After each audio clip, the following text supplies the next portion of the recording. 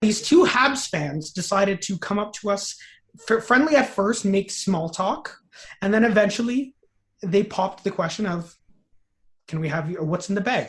It's not juice, so they said, "Give us your bag first." And our bassist, he takes out the six-pack, hands them the empty plastic bag, and at that point they're like, "Give us the beer." So right off the bat, that was a great start to the show. It was a.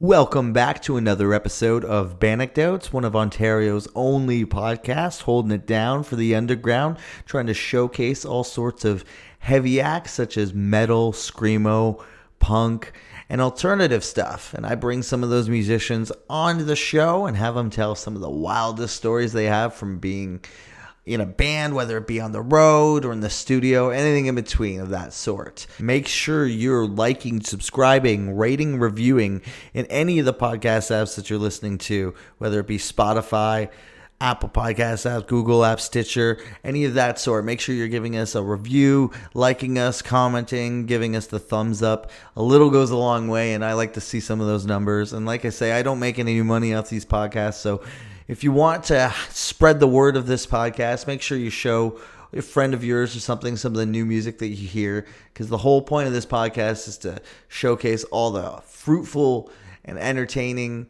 music that's coming out of Ontario, because there's lots of it. There's lots of cool bands coming out of Ontario. This week, my sponsor is Toasties Toasted Bread. Now, I got to ask you a question. Do you have enough time in the morning to toast your bread when you're making breakfast? I don't. When I'm cooking bacon or eggs, I often forget about toasting my bread entirely until it's too late. So you can check out Toasties Toasted Bread. This is pre-toasted bread. Yes, that's right. And they come in these biodegradable packages that are really good for the environment. And you can get all sorts of different kind of toast levels of your bread. You know, you could get the, light toasted bread, or for the people who really like burnt toast, you could get the black toasted bread.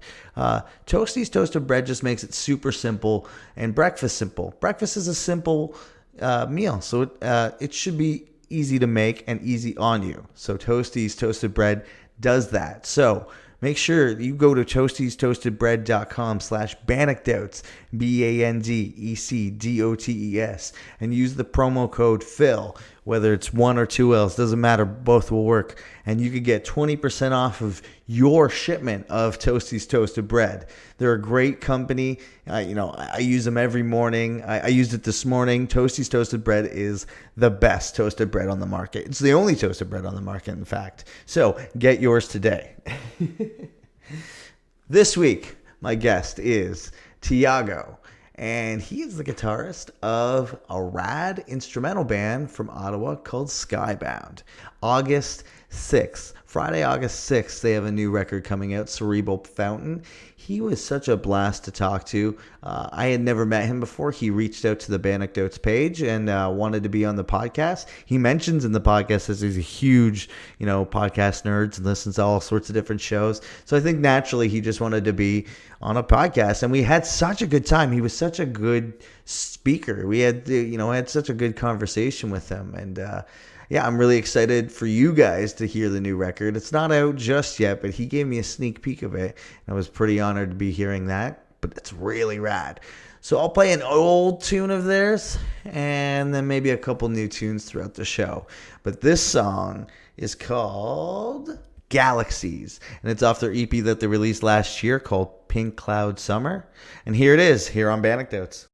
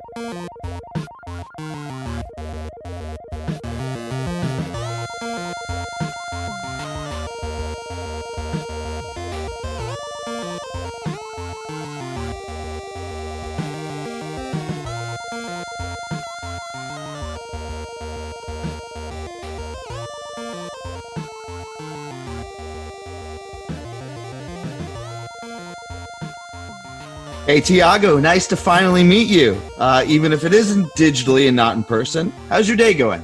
It's going great, Phil. How have you been lately? Can't complain. Keeping on the go, balancing the whole podcast life and work, I social mean, thing. But it's going well. I love the T-shirt, by the way, the Squidward. you need to have your memes on point, and something that you come to realize is that you start caring less and less about how cool you look, and more like how cool the joke is to you. That's just it. Right? Oh my god, I can't. And the great thing about these things are people that get it will notice it on the street, and you have these little interactions, and they're just they brighten up your day a lot. So. Totally. Yeah, I can relate. I'm wearing parrot shorts. I don't know if you Oh, can see that. oh yeah, yeah, absolutely. Just Those are essential. It's like nice. to have fun. I've let the listeners know what you do, but tell us in your words the role in the Ontario heavy community. Pertaining to Skybound or myself? Just all the plates that you spin. Okay, so I have been involved in the Ontario scene for quite some years now. I started around 2011, 2012. As anyone does, they start a band out of high school and quickly realize, all right, this is what not to do. So you slowly, have various permutations of bands and styles that have varying degrees of success. And I don't know, I found myself in a band now for the past, I would say, 4 years. That has been the most stable and the most prosperous out of all of them. So, I mean, I would characterize myself primarily as a guitarist. I work with a couple different artists as far as like production and assistance of songwriting stuff, but it's primarily my own stuff. Go to shows. I used to book shows more, but as things change now, that's pretty difficult to come by now. So it's a kind of a man of many hats thing. But I mean, once again, it's the local scene, so nothing takes up a crazy amount of time. That's just it, yeah. And today we're talking about Skybound, and I just got finished listening to the record. I had the pleasure of listening to it. It's not out yet, right? It's you just released a single. Yes. Yeah. So it comes out on the 6th of August, and our idea was to kind of withhold it as long as we can to not give that long drawn out, hey, it's coming out, but it's coming out in 6 months or something. So yeah, it's new. It hasn't been released yet, so you got a little sneak peek of it, but yeah. The best way I could describe the record, I'll be entirely honest, it's a gorgeous record. It's so beautiful. I'm not one to find myself actually listening to a whole lot of instrumental music. I do in passing. I've done it occasionally. It's not something I do on a regular basis. I certainly love it. But you're certainly like on par with like what the Intervals, the Animals as Leaders. Like it's gorgeous music. What was it? The one song there was a handful of songs I really enjoyed. Ghosts in the Alps. Is that what it is? Yes, Ghosts in the Alps. Yeah. Yeah. Oh, gorgeous song. Now, when you write, now maybe this is just I play in a band. I'm a vocalist myself. Now maybe this is just the ego in me speaking, but I can't imagine like writing instrumental music. This is something that I've never ever considered ever doing. I do play drums on my own time, but that's just kind of for fun. How do you create instrumental music? It blows my mind. I just finished listening to the record, and it's absolutely gorgeous. All the melodies you do. Tell us. Okay, so it is kind of an abstract notion to create a record without vocals, because a lot of what we identify, at least in modern music, is with the words. So you've got to kind of create this less than obvious way of trying to have these things come across. Now, everyone's approach is going to be different. Some people write very riff-based. Some people write very emotionally. For me, it very much is a very vocal approach. Our approach is trying to strip all the extra unnecessary elements of what a melody could represent and boiling it down to its most essential. This is what people are going to remember. And I think the shift away from, I'm not going to call it modern prog tropes, but having these certain things that you have to hit in a song disregarding those things and putting a complete focus on, is this a catchy, enjoyable thing to listen to, is at the top of our list 99 times out of 100. So the way that these things come to fruition, I mean, it'll appear on a walk or in the shower at 2 a.m. So it's just these things are frustratingly unreliable, and you'll come up with a song in 20 minutes sometimes, or you'll wrestle with an idea for months. So it very much is a case-to-case basis. However, for Ghost in the Alps, that was one that it very much kind of wrote itself, in the sense where the melodies come naturally, and I mean, you just approach it as if that guitar or keyboard or anything that is the focal point, you are acting as if that is the melody that a vocal would be doing. And as soon as you remove it's a guitar solo approach away from that, you can now open yourself up to a wide variety of options that you can do with that. You can have melodic lines doubling each other, or you can zero in on, once again, one certain melody. It's hard to describe because these things are so esoteric. But I think that really comes down to an emphasis on the songs being memorable and the ability to remember entire moments, as opposed to just it's a flurry of guitar notes, right? Mm-hmm. And what's so interesting about instrumental music? This is a moment that struck me while I was listening to the record, is it's not necessarily, because the vocals are removed, you're not necessarily driven with a linear destination. You don't have those vocals to give a point or driven across, whether it's metaphoric, whether it even is an artsy form. You don't have those things to necessarily distract you from, like you necessarily are honed in on the vocals. And something that I actually came across while listening to your record was, I actually had almost an emotional, your mind can go anywhere. Your brain can take that song and you can have an emotional thought about it.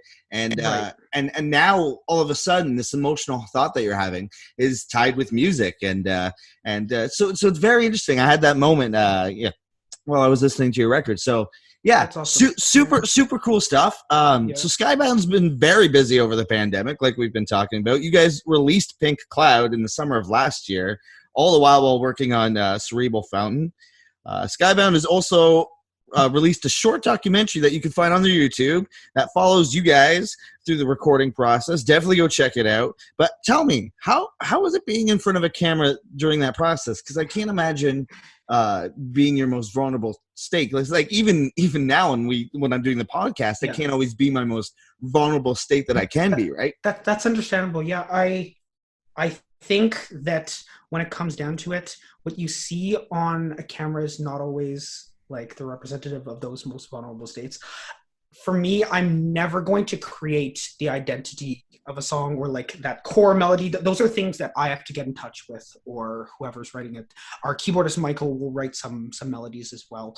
But those are things that, whether it be a producer or somebody standing over your shoulder, those are tough to generate out of thin air. So those heavy lifting parts of a record generally don't get seen, because those are usually moments that you have to divide your unfiltered attention. But it is uncomfortable. You just get used. You just get used to it. And when it is your friends filming, it's not as uncomfortable as a stranger. But once again, you're just reminded not to look at the camera, and you're just reminded do your thing and pretend it's not there. So those things just, it takes a little bit of getting used to. But no, I think this year, just as far as the scope of things, it's been a lot of, we have our nose buried in the soil and quietly working away. So it's kind of this paradox where bands are busy, but it doesn't look like they're busy doing a lot, because whether they're preparing stuff or it's a complicated year of getting lots of stuff done and biting our tongue and being patient for a lot of things, right? So yeah, for sure. And another thing that's interesting about putting the documentary out is Whereas because you don't have those vocals, sometimes vocals can blend in the music, or they can really charismatically show how a vocalist would kind of be outside of the music. But when you have your documentary, you really get to know you. Like I watched a bit of it, and you really get to know you folks. Like which is a really interesting idea. I really thought that was a good play on you guys. Great. That's awesome. Yeah, we actually have the second part of that'll be coming out this summer in succession with the album, so that'll kind of complete that. But no, it's I appreciate that. It's something where you watch all the Rush documentaries and all the all your favorite bands, and they're playing Radio City Music Hall and all that stuff. So, we'll do that one day, but we have our little version, and slow trajectory. Right? Well, I mean, where we're at with like even the technology these days, you get friggin' cameras on your phones. You can make things. I mean, I'm not saying that your thing was shot on a camera on a phone, but some of it was. Oh, it looks great. It looks great, and it's part of that. So yeah, no, I mean, you have Lady Gaga making music videos on a new iPhone. Like the tech is there now. Yeah. So and necessarily, we're not playing, CBGBs, but like the idea that is like we're creating the history with our technology right now is definitely something that we'll be able to look back on and hopefully 5-10 years from now we're creating a footprint of some sort that is impressionable and we can influence on. Exactly. And I mean, at the very core of it, I think I'm a big podcast person, so I've been ingesting tons of people from your, like Misha from Peripheries, and all those people that have a very realistic and quite frankly pragmatic way of looking at the music industry, where it's like it's everybody here wants it. That is the standard. So that's just your ticket to get in the door. And so it's everything else that you do that'll differentiate from that. So I think that having very realistic goals for us, where it's like we're not gonna like try to get our music on a fashion commercial or anything. It's like you know what is realistic for what you're doing, and you scale it up a little bit every time, and it's a comfortable growing process in which you're able to handle everything. And I think that has been the key for a lot of bands. You just keep going and you just continue doing things. And I think that's very productive. So for sure. And sorry, I meant to mention this at the beginning, but Skybound, you guys are a 3-piece, right? The truth is that it's I would say 3 core members. We were a 4-piece for a number of years, and at the beginning of lockdown, we went through a couple of lineup changes. So we have Randy from Salem Trials as our second guitarist now. He'll be helping us out live as we need, which is going to be incredible. He's an amazing guitarist and a great homie. And then also Michael Henley, who did he acted more of on a session level per se on Pink Cloud Summer, but since we've kind of brought him into the fold, we have an arrangement with him. He's our friend from high school, played in high school bands together, and he went off to university in Toronto. So he's a jazz kid. He does all the orchestra and synth and all that kind of arrangement stuff. So he's doing all the live trumpet and the choir stuff. So that comes from Toronto. So he is kind of our little secret weapon that we'll bring out whenever we have tours and videos and everything. But it's, once again, with COVID, it's tough to get him here. So we haven't seen him since last year in the flesh. So it's a complicated time, but we have 5 key members now that we're kind of poised to move forward with. Yeah. So it's complicated. It's a lot of people, but it's going to be fun. Everybody who played on the record is a fantastic musician, like friggin' like yourself. Like you're such a good guitarist, and actually that kind of leads into my next question. You're such a good guitarist. What got you started playing guitar? How long have you been playing guitar and in bands for? And what were some of your first projects? So I got started on, I'm not sure if it was a broom or a tennis racket, but it was definitely one of those inanimate objects. I was in grade 2, and I remember my dad played Rush live at Pink Pop. He had done a DVD recording like a taping, because you used to tape back on those DVD cassette boxes, those things, those physical copy things. Right? And he overrode on it after, so I was super disappointed. But it was Spirit of the Radio, and you've got that intro, and that just blows grade 2 me out of Ottawa. So it was just from there mimicking along and then playing with the thumb on a cheap acoustic, and then eventually grade 5 grade 6 getting my own electric, which I actually still own and restored to a certain extent. And then honestly it's just discovering bands as you go, being a kid in grade 7 grade 8 in 2010. Everyone's listening to Kesha, everyone's listening to Lady Gaga and Akon and all this type of stuff. So being the kid in computer class listening to All That Remains is not exactly this. I remember when Overcome dropped, and I was like, oh, this is so yeah, no, it's just discovering things through Guitar World magazines, and then being afraid to look up the word Slipknot on the computer, being scared to type it out because they looked scary on those magazine covers. I will always remember that Jim Root advert for his orange rock verb amp, and he was standing on it, and he's got that jumpsuit on, and he has like Scary Barn. Just finished watching Texas Chainsaw Massacre. I was like, this is the same thing. That's the same thing. Could be from the same field, but no, it's all. A lot of it was synonymous with this is not allowed. It's metal.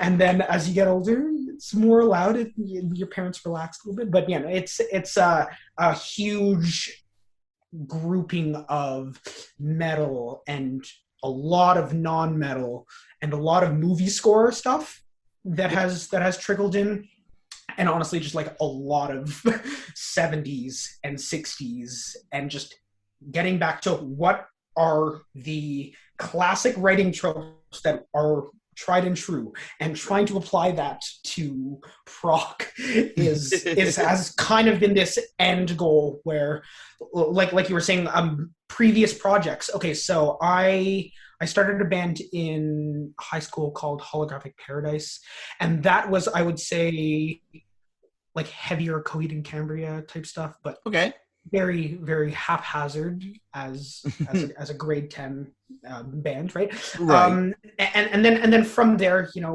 trying female fronted bands, trying more indie rock bands, trying heavier bands. It's just the formula. You may get it a little better every time, but you're not gonna find the right individuals until okay, these people are on the same page as me. Yeah, they view it in the same way, where it's like, we enjoy doing this with our time simply because it's fun. Yeah. So that everything else that comes with a band that may be stressful is manageable, right? So no, it's a long-winded response to say it's kind of everything minus country. Never got into country. No, not a country guy. Eh? Not a country guy. So. Yeah, no, that's super cool. And I know you've mentioned Rush a couple times. It's a constant.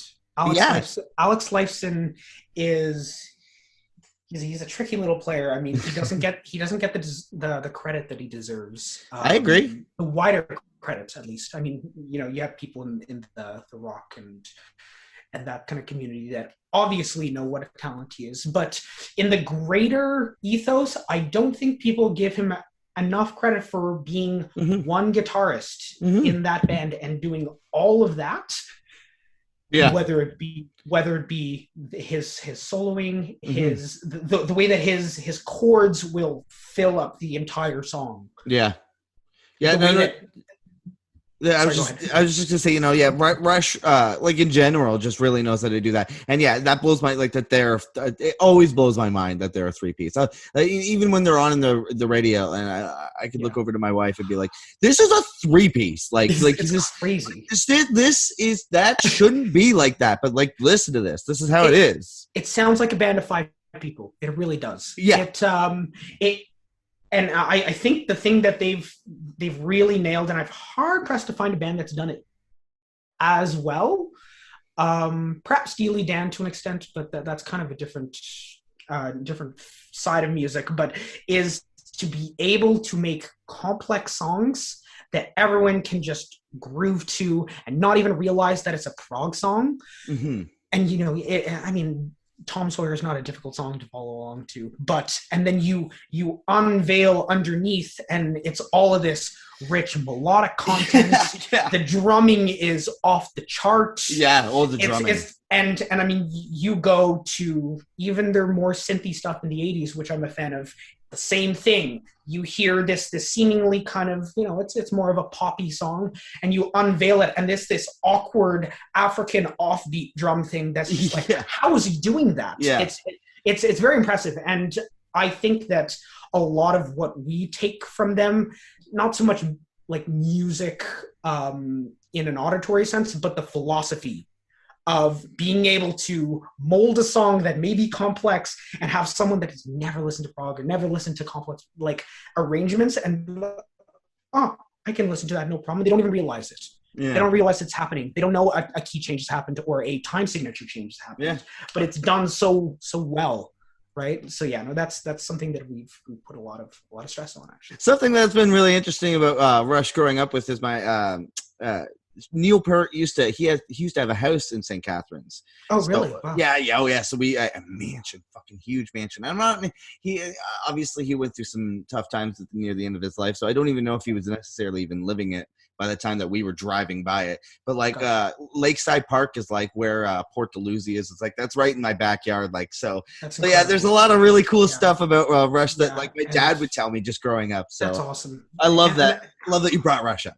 Yeah, I mean, like so many of those old records are literally just. I remember listening to them in the car driving to Toronto when I'm like 6 years old or whatever. Like it's just a lot of those warmer tones. You mentioned Lakeside Park, that's a fave, and a lot off of 2112 just kind of has a special place for me. It's just something about it's not quad tracked guitars and it's not 70 layers of this. It's just they did it and they got it right, and they just did it until they got it right. And those type of performances, I'm like, wow, that's one take, or it's just so impressive. And it's just I can't say enough about Rush. Absolutely cannot.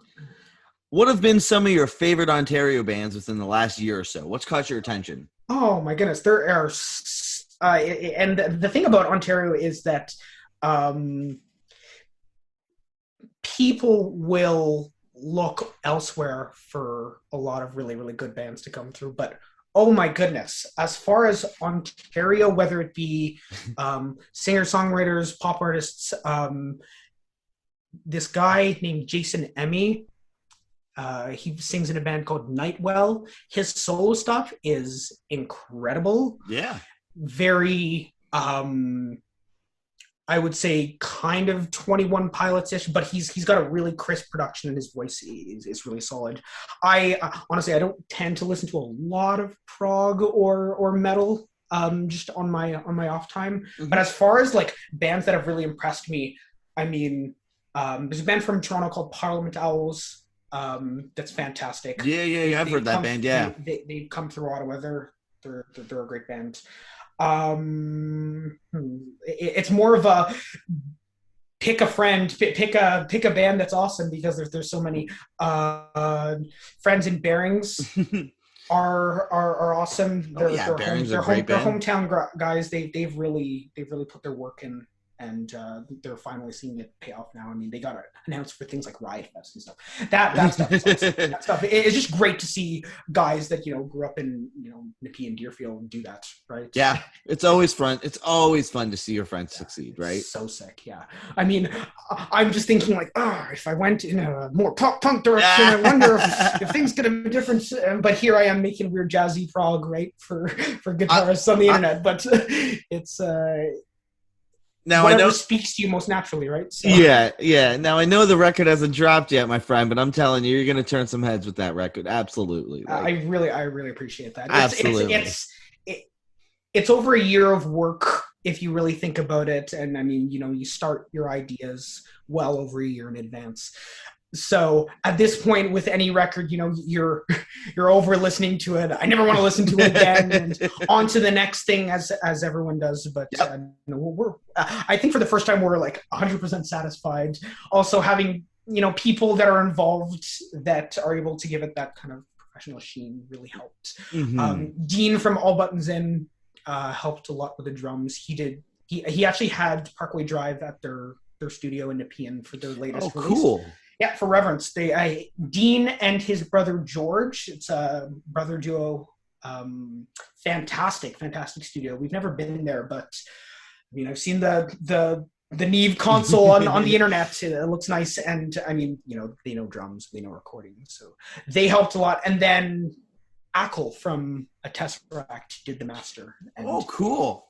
it's and that type of final touch to glue everything together is kind of the icing on the cake. The saxophone. You have a Yes, lovely saxophone in the record. yes. Who did that? Saxophone is so important to me. That's the jazz. That's the R&B and the 60s coming out there. It's very important to me. The guy from Ottawa named Angelo Leo is a criminally underrated master of the saxophone. I mean, he's a Yeah. local guy, and I mean, followings are tough to amass. But oh my goodness, what a wonderful saxophone player. He's a friend of ours, and he did an incredible job. We didn't give him any like framework. It's like, Right. please go and do your thing. Oh, that's so A cool. lot of the album is as far as those types of flourishes, and when it comes to not the building blocks of the way that the songs are structured, a lot of those extra flourishes are just do something on the spot, just try things, variations for days. it it's having that balance between, okay, these are well constructed songs, and we can add improvisation and stuff Hmm. all over, right? So yeah, saxophone, trumpet was done by Michael Henley, our keyboardist. I'm glad you like it. Yeah, it took a while actually to get that to sit in, but Hmm. It sounds great. So you mentioned to me that you do commission work for other artists and video games. How did you get started doing that? Is it graphic design that you're commissioning for? Or is it for music? it's primarily music, and it happened by accident. Right? I mean, Lovely. it's literally started within the past year, and it was never a conscious decision that I had been like planning for tons of time. It was more a couple of different people had approached me about more pay as you go freelance. Oh, do you need this here and there? And then as certain things happen, people approach you, and it's actually resulted in a couple of commission works. Now I'm helping this female artist named Steph, and she's doing like an R&B mixed with that kind of city jazz and pop, and it's a cool mix, and she's got a really good voice. So it's that, and then a friend of ours is involved in video game score, so I'm assisting in a DIY horror game. Oh, so that's awesome. So it's a lot of programming, lots of MIDI, and coming up with themes, trying stuff. The game, I actually can't talk about it a Yeah, lot, that's fair. but it is a psychological horror movie Ooh. type video game, and I would say slow building is kind of Nice. the ambience and everything. So yeah, it's that'll be something that kind of manifests more next year. Right. Um, but yeah, no, it's been fun to kind of just open people's projects and kind of tweak stuff. It's nothing crazy formal or established at this point, but it's great to have a diversity Yeah. in the ability of things to work on, but also people that may have 60% or 70% of their idea, and they just need someone to, whether it be say yes or no to certain things, or to assist with coming up with ideas. it's an acquired skill, and I feel like just working with many bands and everything, it was something that I kind of want to try a little bit. So it's been a work in progress. That's awesome. And I should mention when I had the record playing, I had it playing on the big speakers. My wife came in and the what was it? It's the last song on the record. Owls are here, yeah. Owls are here. That's what I wrote. I was gonna say I wrote right in the dark side. Owls are here. She said she actually thought I was playing a video game. She thought that like it was like she's like Nice. like this sounds like a video game essence. So like I feel like you have a natural ability to kind of do that. So like I'm very much looking forward to hearing the stuff that you're doing for the Cool. video game. That's Cool. super cool. Thank you. What are some of your favorite video game soundtracks? Oh man, we can have this discussion for days. I mean, anything Final Fantasy is gonna go right to the top. Right. I mean, the ability to create themes and motifs and things that come back is just next to none. Things like various Zelda games, I pull a lot from your emeralds and sapphires as far as 8-bit and 16-bit stuff. I actually have, funny enough, this Sick. DS, not DS, sorry, Game Boy Advanced SP that I'm going to try to figure out how to get routed to be able to run MIDI through it and get an actual 8-bit sound Cool. back into my recording system. It's a whole process, and there's a whole subgenre on it. It's very strange, but it's an effect. It's an effect that I desire. So, lastly, before we get into some anecdotes, did you watch any of the E3 this year? Anything you get excited about? And the hilarious thing about video games is that I play so few video games. Oh, okay.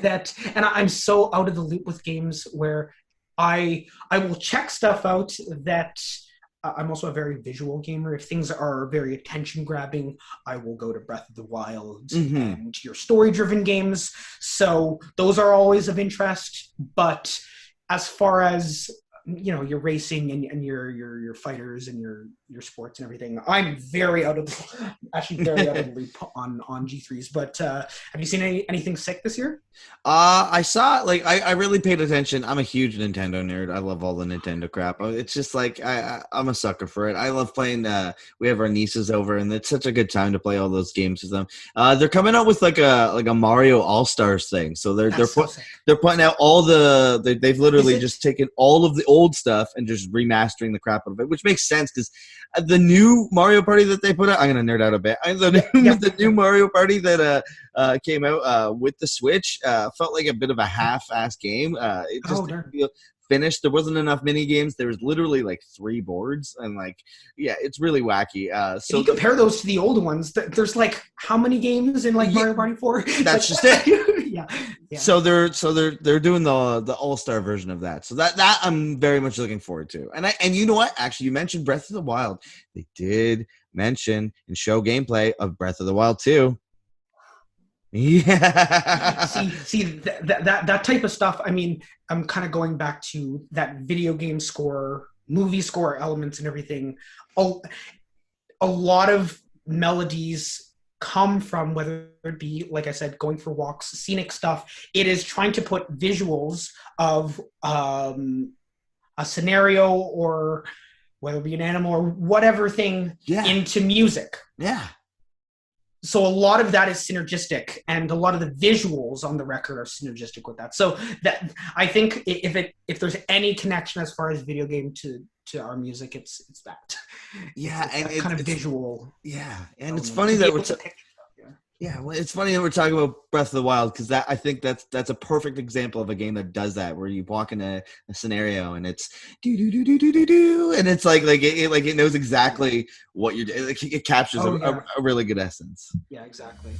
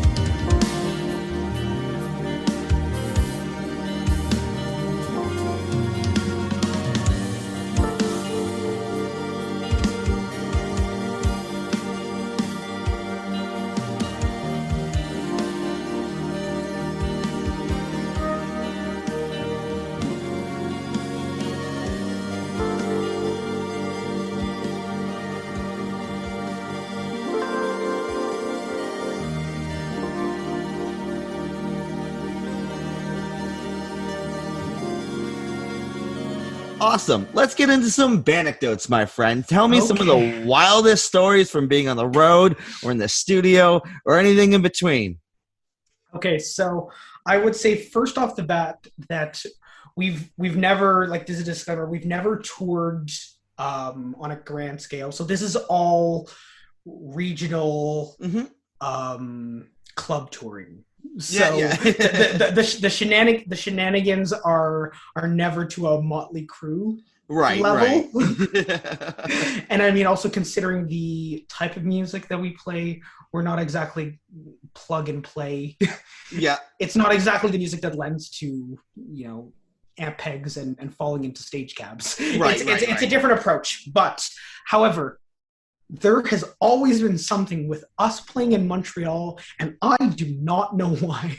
At least 3 of the shows, there has been something there's been something that's happened, and it's just this like worst case scenario situation. So the first time we played in Montreal was our first ever show at Skybound. We didn't even play an Ottawa show. We started off in Montreal. We did Montreal, Toronto, Ottawa to kind of kick off the band in 2017.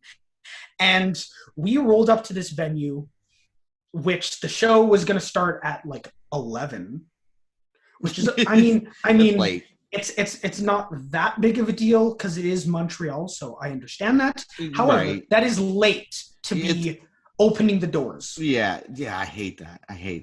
So there's a and this is with our old bassist as well. This tall fellow named Logan who used to play bass for us. And we were underneath the venue because it was the 2nd-story venue, Montreal. It's got these 3-story buildings here. There was a Depener, and we had purchased beer there, obviously, because it was cheaper. Yeah. And these 2 Habs fans decided to come up to us, friendly at first, make small talk, and then eventually they popped the question of, can we have you, or what's in the bag? And we're like, well, it's not juice, so so they're like, give us all your beer. Oh no. No. They said give us your bag first. And our bassist, this is a kid from Aurelia, so he's got this kind of strange sense of humor here. He takes out the 6-pack, hands them the empty plastic bag, and at that point they're like, give us the fucking beer. Oh, so we're just like, here, this beer is not worth anything, and like, I don't know if they were going to reach into their coats. I don't know what the scenario was. We were just not even going to approach those types of escalations.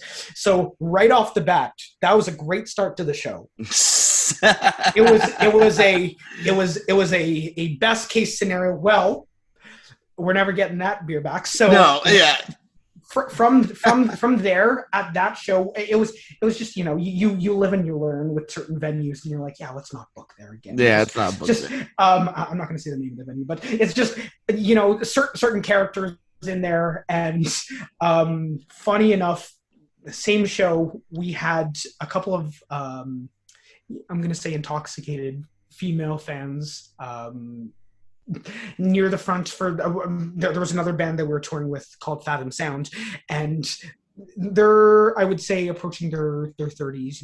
They're married, and their bassist, he's got this ring on, and they wanted some of that, no matter what was in the middle of the show, and he's like, I'm playing right now. Look, I can't. Yeah. Also, I'm into Death Cab for Cutie. Is that what you want? Yeah. So it's like, I'm into sad indie. Like, so it's just it's weird moments like that. We've had birds land on our like a bird of prey land on a car parked right like across the parking lot from us while we were sleeping there. Just like massive bird of prey. So just tons of strange stories. We had a place that we were going to stay fall through, and we ended up sleeping in a Walmart parking lot, which is, there's nothing special about that on tour. However, the member that we were with had never toured before, and he thought it was a better idea to sleep outside the van on the ground in a sleeping bag than be crammed in the van with us. Yeah, so we've heard this story a couple times. So that was a strange approach, and trying to find a hotel and just like it falling through at like 3 a.m. and just, Yeah. it's That's the just, worst. and I mean, a lot of these stories, you look back and obviously you can laugh at them, but like you're in these scenarios where it's like, why am I here? I've Yeah. spent hundreds of dollars and I put down thousands to get out here, and there's 30 people at this show and we have no place to sleep. So You ever now when you were in Montreal, like I know you said you didn't want to mention the venue, but it didn't happen to be the Fatale, did it? no, it wasn't. Oh, okay. You've ever No, played there? I've heard stories, many Yeah. stories of that place, and I've avoided places like that. That Yeah. really, yeah, it's and the great thing about this thing is you learn about these things pretty quickly. Yeah, very quickly. And you know which people not to work with pretty quickly. So no. And as far as crazy stories, I mean, we had a show in Kingston that we're staying in, kind of like an en route to relieve ourselves, and a band that we were touring with Southpaw when they were still Southpaw, Right, Southpaw. Yep. and they thought it would be a great idea to have they had a dildo that had a those suction cups. They had that Yep. attached to their window of their van, right?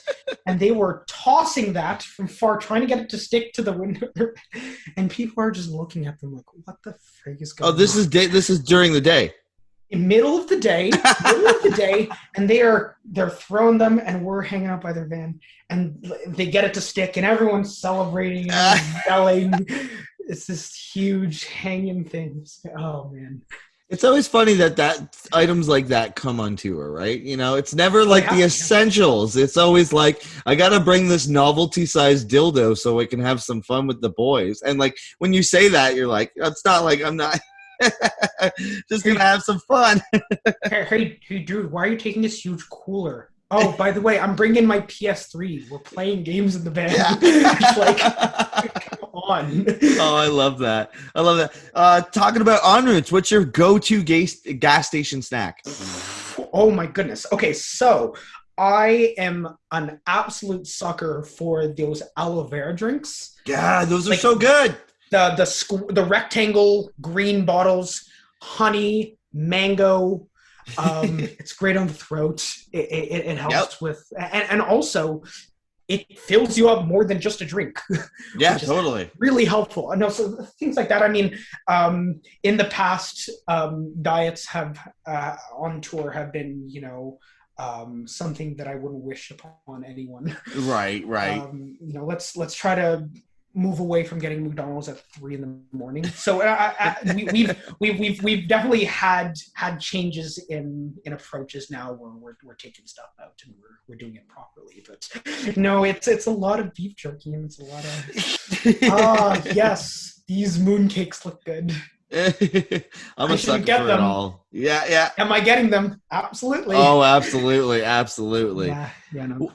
Where's the best gig you guys have ever played? Now, not necessarily Skybound, but what's the best gig and where is the best gig you've ever played personally? I would say the best gigs are going to be Skybound gigs, just because I would say that the gig for me is very like as far as the way that I feel about a show is very dependent on the music that was put forth. Mm-hmm. And I know people that, regardless if they played well or not, can whatever. It was a great show. We had fun. I have trouble moving on, and not moving on, but being fully okay with a performance that I feel like, at least for myself, I could have done considerably better. So the things are sometimes synonymous with each other. Yeah. But as far as a purely enjoyable show, I mean, it's a catch-22 because it was a benefit show for a friend that passed away. However, being able to play at the Bronson Center to hundreds of people with a full light show and a full setup was a good test for us to be able to, like, can we put on a show of that size for our earlier lineup of the band. It was good. I would have loved to do it with our now this lineup and our music that we feel more confident about. However, no, just having that type of large scale and room to go everywhere on the stage, and just having tons of people there, that type of thing was very inspiring to be able to play harder and just enjoy it a little bit more. Right. As far as performance, I mean, we played great shows in front of. I mean, we played in Toronto at Lee's Palace, which actually they filmed a bit of Scott Pilgrim there actually. Oh yeah. Which was cool to be like, we're not the Sex Bombs, but the next best thing. That show we had members of bigger bands show up, so those types of things are cool, and then you feel like you played great, and those things are always nice. Yeah. And little gratifying things to pat yourself on the back. But as far as favorite show, it would be that kind of theater thing. I'm fiending to play bigger venues. I mean, for sure.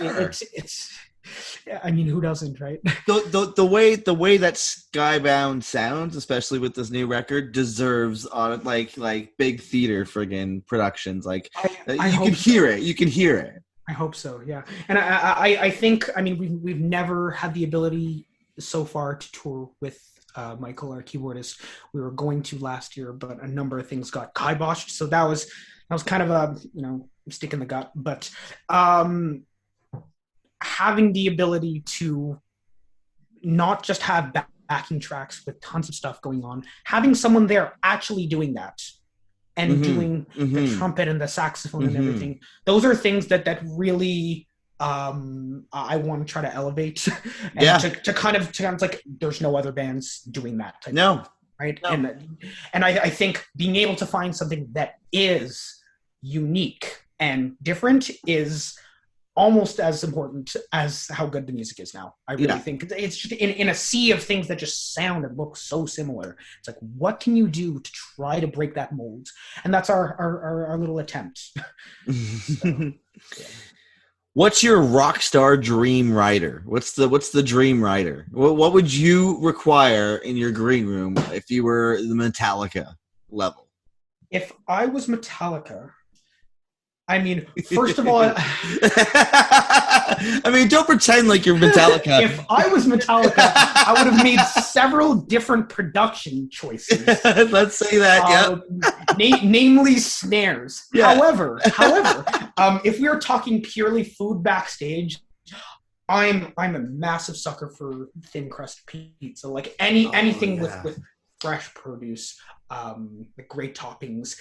Like I love a thick Lebanese, thick, saucy pizza. Yeah. But just as far as like appreciating everything, having that more European style, it's that is high on the list. Goldfish are great. Yeah, goldfish are great. Is there anything that you like necessarily dive for or jump for after a set? I mean, honestly, I will go back to that aloe drink. It's stupid, but it is so refreshing. It's not a massive bottle, right?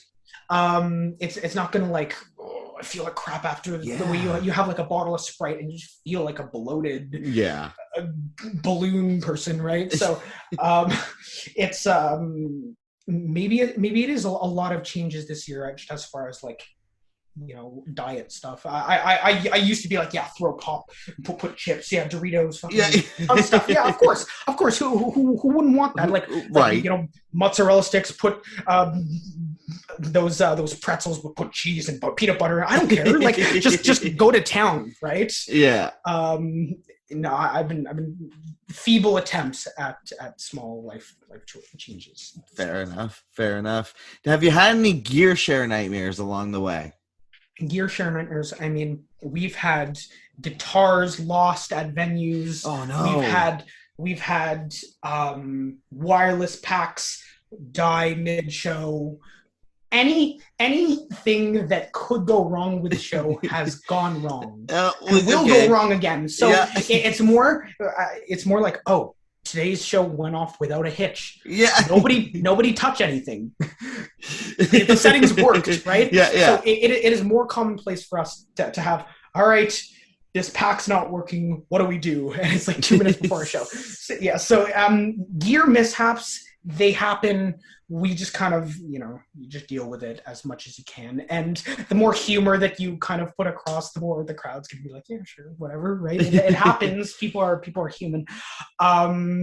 We've had a separate radio channel come through our ears mid-show, and I'm like listening to, I don't think it was CBC, but it was like a talk show. Right. When I was supposed to be hearing the click, and yeah, crazy. That's wild. Nonsense. I'm like, I'm not listening to this radio show. And I think these crazy things that happen. There was a band that was playing prior to us in Toronto, and this is another Toronto show. And the venue was on the smaller side, so the power wasn't the strongest. Okay. And their band was a little bit more of a punk rock setup than ours, like just less cables and stuff. Yep. And they blew the sound, like they shut down, like there was like a power surge failure. Oh no! Oh no! That's not good. We have like a rack ton of gear that's pulling tons of power. What the hell's gonna happen for us? Yeah. What did happen? And so actually we have a power conditioner in our rack that all of our stuff gets fed through the back, and then it's one cable to an outlet. Yep. So it's got the power surge protection, and it's got lots of tripwires and everything. So as far as like heat goes, it's not gonna overheat our system. But it was a real concern, just as far as like this venue doesn't have enough power. I don't know if it's going to be able to run our shows. Yeah, I mean, I've heard horror stories of European venues having decibel limits, right? Which is crazy. Yeah. I mean, like I was hearing about like an Architects in North Lane tour, and they were doing their sound check, and the guy from North Lane's going up to sound check his drums, and the promoter's like, "Oh, there's a limit of this dB. You can't go over that, right?" And he hits the snare, and immediately, I mean, he's knocked out the entire dB of the venue. Wow. Just with the snare, right? Because they're trying to mix it. I mean, metal's supposed to be played loud. Yeah. So it's just all these crazy unpredictable factors when you hit the road, and you're just like, these things are not in my control. I'm just going to try to do the best. Yeah, that's all you can do, isn't it? Right, yeah. Well, that wraps up this episode of Banecdotes. Thank you so much, Tiago, for taking the time to do this with me. I felt like I've gotten to know you a little bit better. Let the listeners know when Cerebral Fountain is coming out again, and where the listeners can find all your band social medias at. And if there's anything else you want to plug or give a shout outs to, now's the time. Well, first of all, thanks for having me on the podcast. Yeah. It's the first one out of a handful that we have kind of scheduled. You know how releases, Yep. The first single gets announced, and all right, now the work begins now. Yeah, right? yeah. So it was a great little kickoff, and I appreciate you taking the time.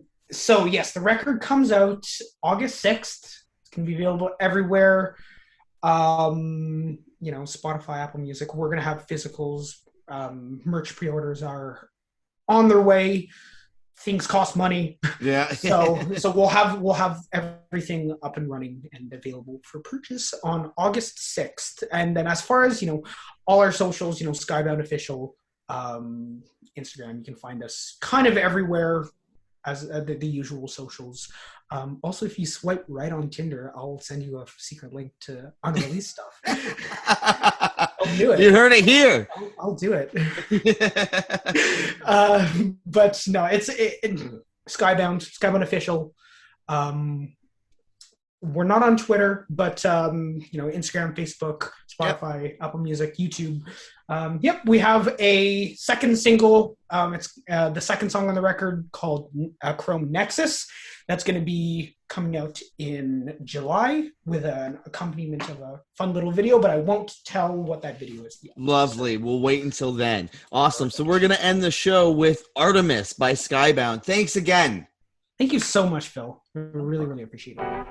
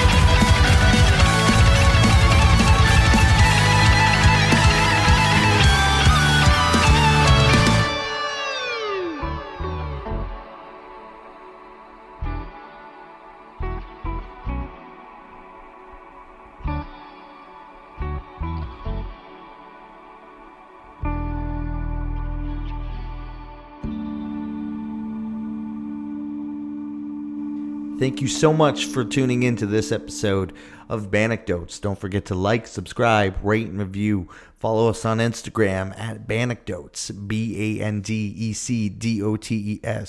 And if you want to be a part of the show, if you're in a band, shoot me an email, banecdotes@gmail.com. We also do these new Music of the Month episodes every last Friday of the month. So if you have a new single coming out this month or next, shoot me an email so we can have it featured. I don't ask for any money or anything like that. I just want you to be featured on the show so that I can spread the word about the lovely music happening here in Ontario. All right, folks, I'm out of here. Take it easy.